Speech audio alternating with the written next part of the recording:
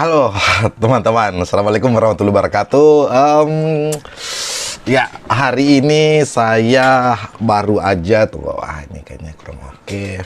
Oke, ya, teman-teman, hari ini saya baru saja mengikuti ujian tes kemampuan akademik ya untuk mendaftar kuliah S3 di ilmu komunikasi di Unpad. Nah, ini sebenarnya saya punya niat memang untuk masuk dokter, tapi ini lebih tes in the water saja teman-teman. Seperti apa sih tes awalnya gitu ya, walaupun ya kita harus mengeluarkan uang 450.000 ya untuk ikut tes akademik ini. Dan itu saya pengen bercerita nih karena tesnya baru saja mungkin 1 jaman yang lalu selesai, dan ingatan saya masih cukup segar barangkali ya untuk menceritakan ke teman-teman kira-kira seperti apa gambaran tesnya, dan mungkin sedikit trik ya bagi teman-teman yang untuk mengikuti ini. Oh, ini boleh dikoreksi, boleh seperti apa nanti triknya teman-teman, silahkan kasih masukan lagi barangkali ya. Nah, sebelum saya masuk ke hari ini tanggal 12 loh, ini Harbolnas. tapi Unpad menggelar pada saat hari ini. Oke lah ya. Dan saya ingin bercerita sedikit bahwa kita akan, teman-teman kalau mau ikut ini tentu sudah ada persyaratannya. Kamu harus masuk ke ke situsnya Unpad, komunikasi doktor sarjana S3 ya kan. Dan itu mungkin banyak ya yang mungkin saya belum dapatin dari kemarin itu, misalnya ketika saya membayar uang untuk ikut uji kemampuan akademik itu ternyata tidak bisa lewat mobile, tapi kita harus datang ke ATM gitu untuk membayar langsung ya. Itu pertama. Kedua, ya kita harus langsung masuk aja ya ke ke hari ini 12.12. Tapi sebelum itu teman-teman, maaf ini loncat-loncat, otak masih agak sedikit ngeblank gitu saya. Nah, 2 atau 3 hari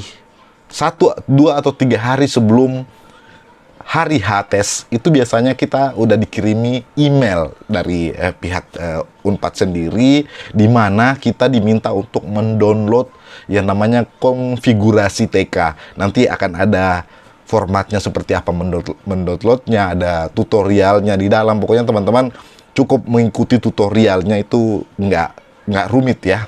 Nah, dan di situ juga di situ juga akan ada simulasi tes, gambaran tesnya kira-kira seperti apa gitu ya, sehingga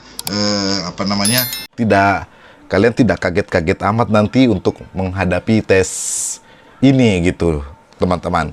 Dan apa yang digambarkan itu ya kurang lebih sama, cuma bedanya nanti pada saat soal jumlah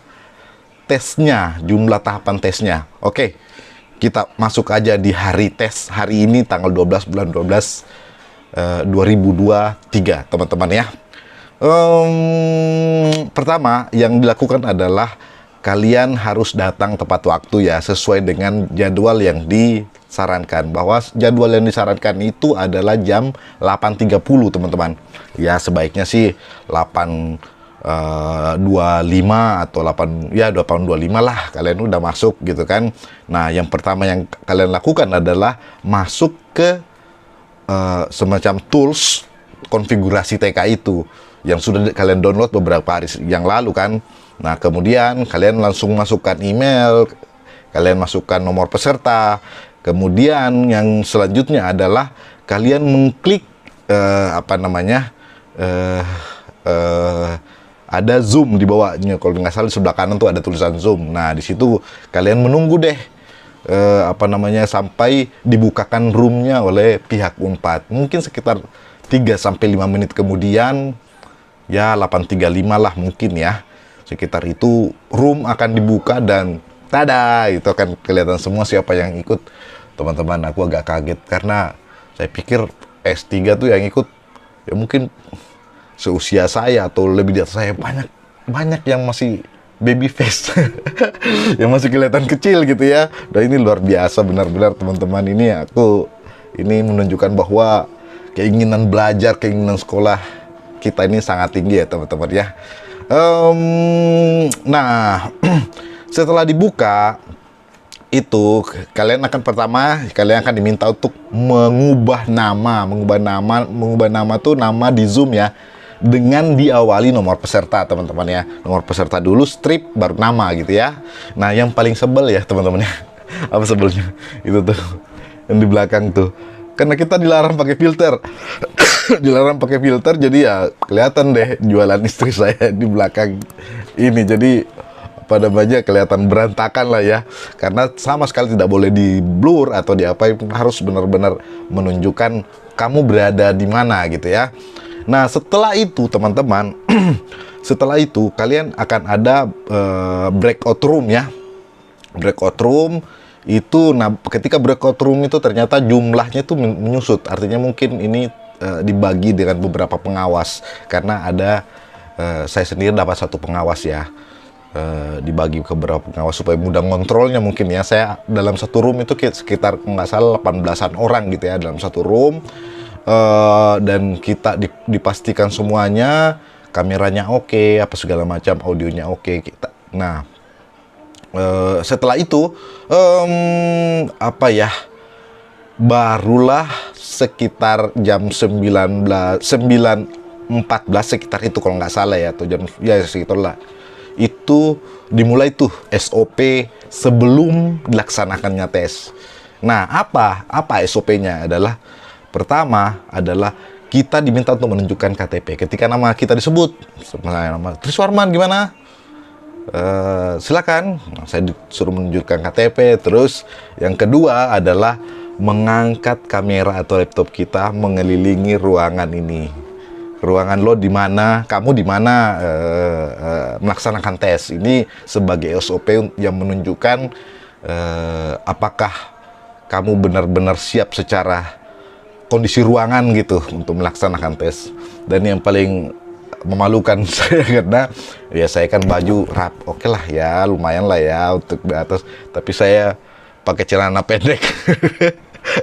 Dan kita diminta menunjukkan meja ya, otomatis ya kameranya saya ke bawah ini ya, kelihatan lah saya pakai celana pendek ya, malu juga, tapi ya udahlah gitu ya. Ini belajar buat teman-teman ya, pakai celana panjang lah besok ya kalau ikut ini, karena meja juga disorot teman-teman ya. Ini saya tidak temukan di beberapa tips sebelumnya sih sebenarnya, dan saya pikir ya ini mengejutkan juga ya.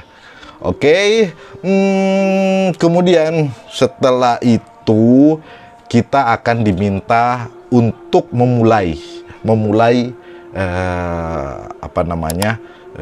tes. Nah, sebelum memulai kita tidak boleh mematikan kamera dan audio. Nah, ini nih agak-agak gimana juga ya, karena noisy gitu kan, pasti ada orang batuk lah, saya juga agak rada-rada batuk, terus ada orang ngomong kita dengar ya. Saya sendiri kan ngerjakannya butuh keheningan gue gitu, keheningan. Iyalah ya. Dan dan itu ternyata nggak boleh ada seperti itu, dan tidak boleh sama sekali meninggalkan ruangan pada saat tes. Tidak boleh sama sekali. Makanya sebelum tes itu siapapun diminta kalau mau pipis dulu deh gitu ya, baru kamu memulai tes gitu. Jangan sampai pipis pada saat tengah tes itu nggak boleh lagi. Nah, makanya tuh teman-teman, sediakan air di samping dan jangan minum terlalu banyak dulu gitu ya, supaya kamu tidak pipis gitu, oke? Nah, setelah itu masuklah ke tes tahap 1 ya, tes kemampuan akademik tahap 1. Nah, ada 6 tes kemampuan akademik itu teman-teman, kalian bisa lihat di YouTube yang lain tuh banyak yang mengulas ya apa aja ya. Saya tidak bisa terlalu mengingat ya, walaupun tadi baru sejam udah ngeblank coy. Itu ada 6 tahapan. Itu yang pasti yang pertama itu lebih pada pengetahuan umum ya, pengetahuan umumnya seperti apa, misalnya tentang pembangkit listrik, terus lebih pada logika sih itu, misalnya nih contohnya nih gimana ya, itu bentuknya pilihan ganda teman-teman ya, pilihan ganda misalnya seperti ini. Kita diminta menjawab yang mana ada esai di atas, terus ada pertanyaan-pertanyaan di bawahnya ya. pertanyaan tuh ada pertanyaan, satu pertanyaan di bawahnya. Misalnya begini, gimana ya? Berdasarkan tulisan di atas, di manakah letak A misalnya gitu. Nah, kamu harus mencari tuh di atasnya tuh, di tulisan itu. Oh, letaknya ternyata di sini berdasarkan ini. Nah, berdasarkan pertanyaan kedua, berdasarkan uraian di atas, yang manakah yang bukan menjadi inti dari ide dari tulisan di atas gitu. Ada tuh uraiannya tuh A, B, C. Nah, ada beberapa yang menyarankan bahwa sebaiknya baca dulu pertanyaannya baru kamu ke atas gitu. Baru kamu lihat esainya gitu. Nah, itu di awal-awal itu efektif banget teman-teman karena ini ada waktu ya. Ada waktu. Setiap tingkatan, karena ada 6 tingkatan, itu ada waktunya, dan waktunya berbeda-beda. Jadi kalian harus mengetahui waktunya ya. Nah, pertama, di bagian-bagian awal, kamu harus membaca dulu pertanyaannya, baru kamu baca esainya. Itu penting karena esainya agak panjang-panjang teman-teman. Gitu ya. Nah, cuma itu mulai kurang efektif itu di tingkatan 2, karena ternyata kalau kamu nggak membaca dulu esainya, kamu bisa tidak tahu tuh apa jawabannya, karena pilihan gandanya itu kayak gini misalnya, manakah logika yang yang setara dengan yang di atas gitu ya. Misalnya logika yang di atas, misalnya dia menulis bahwa si A siang ini contoh soalnya anunya nih ya, isanya siang ini panas, kok siang ini panas, si A keluar pakai payung, besoknya hujan, dia tinggal di rumah. Nah, terus ada tuh pertanyaan, manakah jawaban yang setara gitu. Nah, itu kan jawaban yang setara kan harus dibaca dulu. Ini setaranya kayak gimana gitu kan. Nah, itu jawaban setara itu kayak gimana? Misalnya pertanyaan A gitu kan. Si A sakit, minum obat. Si A sakit, dia minum obat.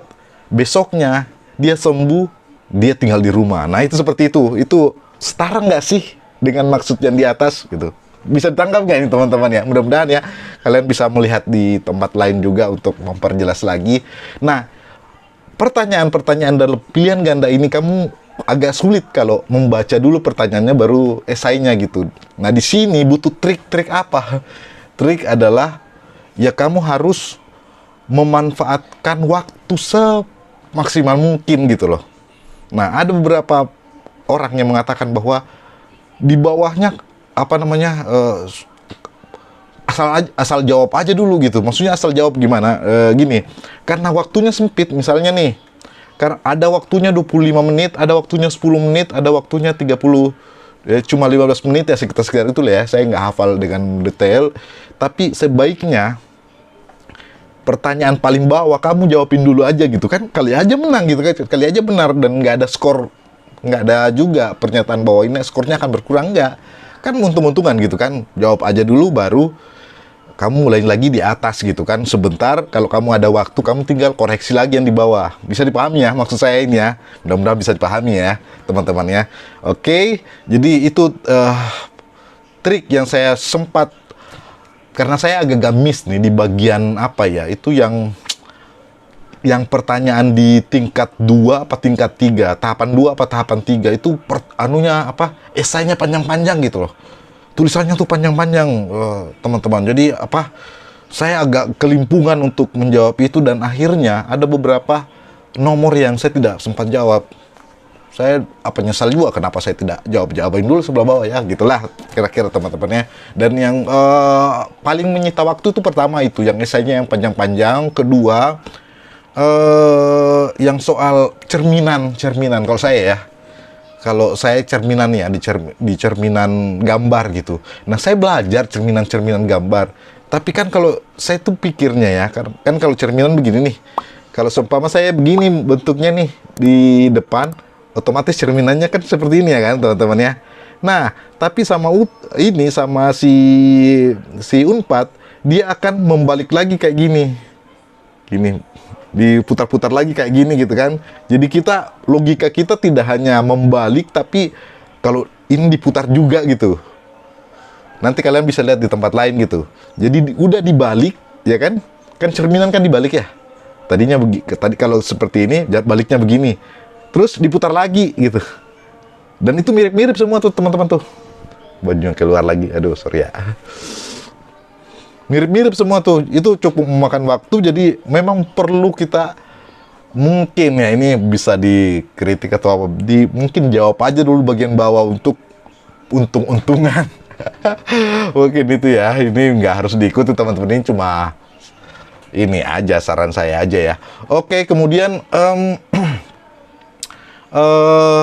yang paling ketiga, yang paling perlu kekuatan super bagi saya adalah matematikanya. Ini saya anak IPS, belajar Y dan X sama dengan apa namanya ini, besaran Y X berapa, wah itu teman-teman perlu dipelajari khusus sehingga teman-teman bisa mengetahui. Tapi kurang lebih menurutku overall ya, ini lebih pada logika ya, logika berpikir, bagaimana kita memandang sesuatu, bagaimana kita ditempa sebuah apa namanya, mungkin sebuah tugas yang besar dan kita bisa mendapatkan apa namanya, jawaban atau bisa menyelesaikan dengan baik.